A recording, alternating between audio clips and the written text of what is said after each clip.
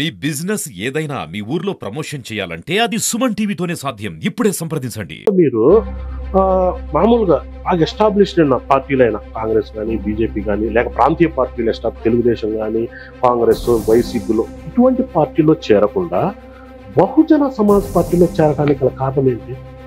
అంటే యాక్చువల్గా ఈ అన్ని రాజకీయ పార్టీలు ఉన్న రాజకీయ పార్టీలంతా కూడా ఆ రాజకీయ పార్టీలకు ఎక్కడ ఒక సిద్ధాంతం అంటూ ఏమి ఉంది.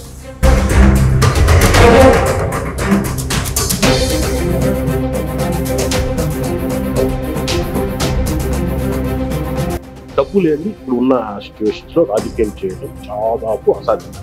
ఈ నేపథ్యంలో బహుజన సమాజ్ పార్టీ ప్రస్తుతం ఆల్రెడీ ఎస్టాబ్లిష్ అయిన తెలుగుదేశం కానీ వైఎస్ఆర్ పార్టీ కానీ ఇతర పార్టీలను ఎలా ఎన్నికల్లో ఢీకొంటుంది అంటే ఏం చెప్తారు?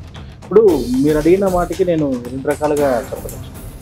ఒకటి వచ్చి పార్టీకి డబ్బు అవసరం, అది వాస్తవం. కానీ డబ్బు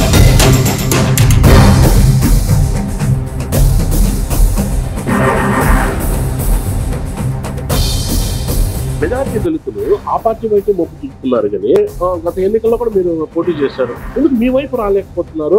అంటే వాళ్ళని మీ వైపు తిప్పుకోవడంలో మీరు విఫలమయ్యారా, లేక వాళ్ళకు మీ మీద నమ్మకం లేక దళితులు మీ వైపు రాలేదంటే ఎందుకు? వైఎస్ఆర్ కాంగ్రెస్ పార్టీ లేదా టీడీపీ అనే రెండు రాజకీయ పార్టీలు కూడా ఒక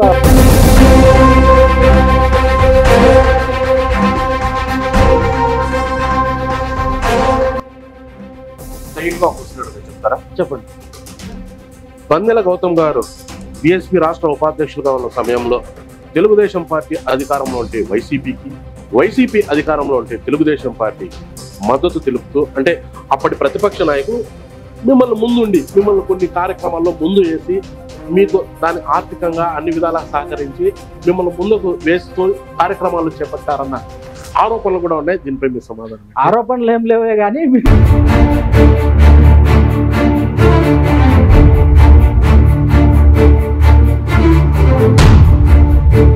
మెడికల్ కాలేజీ ప్రోగ్రాము పెద్ద ఎత్తున మహాధర్నా కూడా నిర్వహించారు. దానికి అన్ని పార్టీలు కూడా వచ్చాయి. చాలా పట్టింది. దీని వెనకాల రాజంపేట ఎంపీ మిథున్ రెడ్డి గారు ఉండి మిమ్మల్ని ప్రోత్సహించి మీకు ఆర్థికంగా అన్ని విధాలా సహకరించి ఆ కార్యక్రమం చేపట్టారని తెలుగుదేశం పార్టీ నాయకులు కొంతమంది ఆరోపణలు కూడా చేశారు. దీనిపై మీ సమాధానం? వైఎస్ఆర్ కాంగ్రెస్ పార్టీ అధికారంలో ఉన్నప్పుడు వాళ్ళు డబ్బులు ఇచ్చారా? ఇదే మిథున్ రెడ్డిని మదనపల్లికి రావద్దు.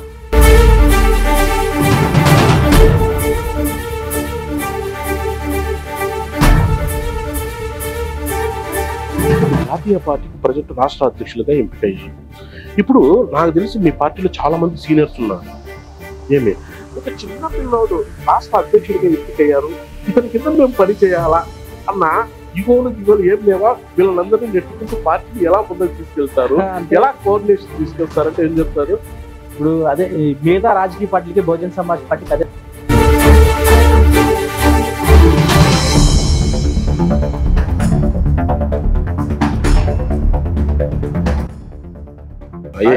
IPS officer. ఆయన గత ఎన్నికలకు ముందు మీ పార్టీ తెలంగాణ రాష్ట్ర అధ్యక్షులుగా కూడా ఎంపికయ్యారు.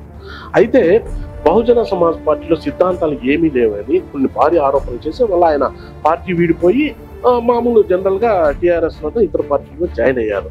రేపొద్దున గౌతమ్ కుమార్ కూడా ఆ పరిస్థితి వస్తుందా అంటే ఏం చెప్తారు? ఆర్ఎస్ ప్రవీణ్ కుమార్ గారు ఎందుకు పోయినారు అనేది ఇంకా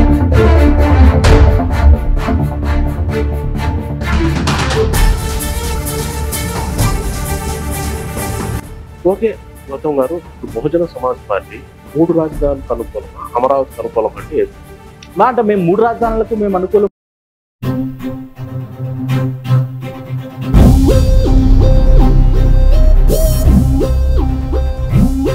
మీరు బహుజన సిద్ధాంతానికి మేము అధిక ప్రాధాన్యత ఇస్తామన్న బీఎస్పీ పార్టీ 2019లో జనసేనతో ఎలా పొత్తు పెట్టుకుంటుంది? అంటే జనసేన పార్టీ కూడా బహుజన సిద్ధాంతమే అవలంబిస్తా ఉందా? పవన్ కళ్యాణ్ గారు కూడా బహుజన సమాజ్ పార్టీ మాయావతి గారు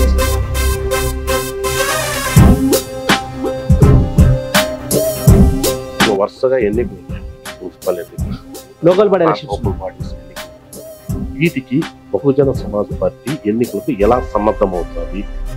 మీ యాక్షన్ ప్లాన్ ఏంటి? ఎన్నికల్ని ప్రధాన పార్టీలు ధీటుగా ఎలా ఎదుర్కొంటారు? ఉన్నటువంటి అన్ని చోట్ల బహుజన సమాజ్ పార్టీ ఈసారి పోటీ చేస్తారు.